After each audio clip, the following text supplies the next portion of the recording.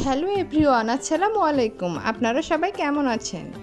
Welcome back to my channel Soudas cooking.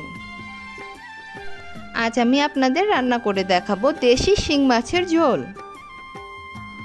তো চলুন, আমি শিং মাছগুলো কেটে ধুয়ে পরিষ্কার করে নিয়েছি। আর শিং মাছের পিঠে যে দুটো শির থাকে সেগুলো আমি কেটে সুন্দর করে পরিষ্কার করে নিয়েছি। আর কথা না বাড়িয়ে এখন মূল রেসিপিতে চলে যাই। আমি স্বাদ মতো লবণ দিলাম।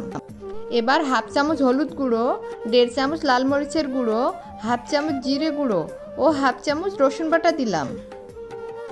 এবার সুন্দর করে মাছগুলোকে মশলার সাথে মেখে নিলাম। আমি একটি প্যানে 1/3 কাপ তেল দিয়ে তাতে হাফ কাপ পেঁয়াজ কুচি দিলাম। এবার পেঁয়াজ কুচিটা যখন ব্রাউন হয়ে আসবে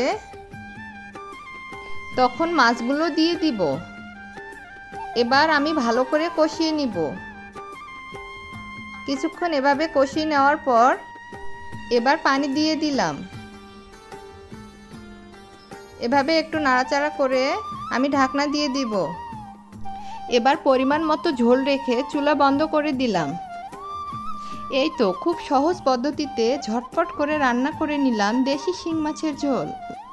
ভিডিওটি ভালো লাগলে লাইক, শেয়ার, কমেন্ট করবেন আর সাবস্ক্রাইব করে পাশে থাকবেন। আল্লাহ হাফেজ।